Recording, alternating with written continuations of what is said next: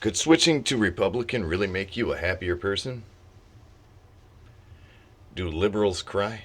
Donald J. Trump is now President of the United States. President Obama is the ex-president. Good afternoon, sirs and ma'ams. I'm sure you've all heard of the outright war on women's rights that's happened most recently to Vice Admiral Chatfield, U.S. Navy. If you haven't heard about it, here's a couple clips from your usual suspects. Well, any footprint that women had in leadership roles across our military appears to be slowly diminishing.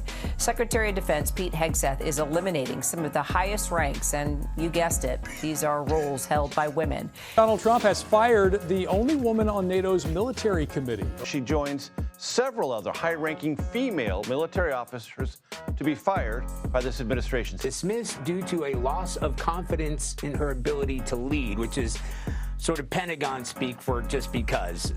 Now, what the usual suspects would lead you to believe is that she lost her job at NATO simply because she was simply a woman.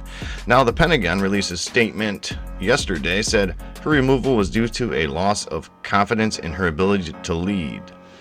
Chatfield has been a U.S. military representative to NATO since 2023 and has had a distinguished naval career, including being the first woman to serve as president of Naval War College. I mean, that is distinguished. What they don't tell you is that she was actually fired due to insubordination.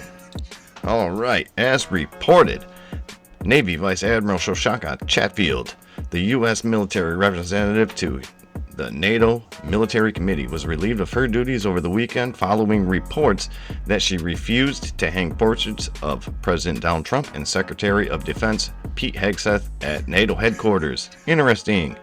She reportedly told military staff that they would wait out the Trump administration, an indication of passive resistance to the commander-in-chief. Now, isn't that interesting? That's interesting that all of your usual suspects left all that out and just said it was an attack on women.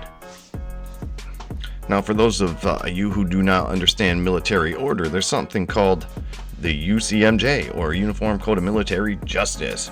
So, in the military, you're held to a different standard than civilians. You do not get opinions in the military. You were not issued an opinion.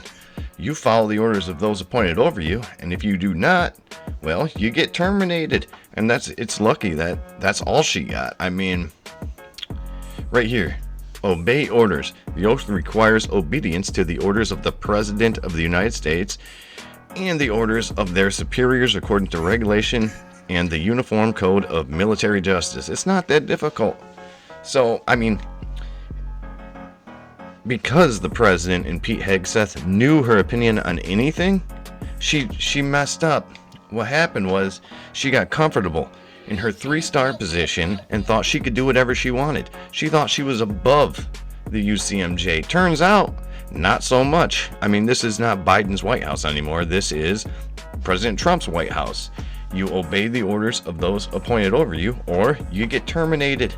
It's not that difficult. So we end with telling Vice Admiral Chatfield one thing. You're fired. Get out of here.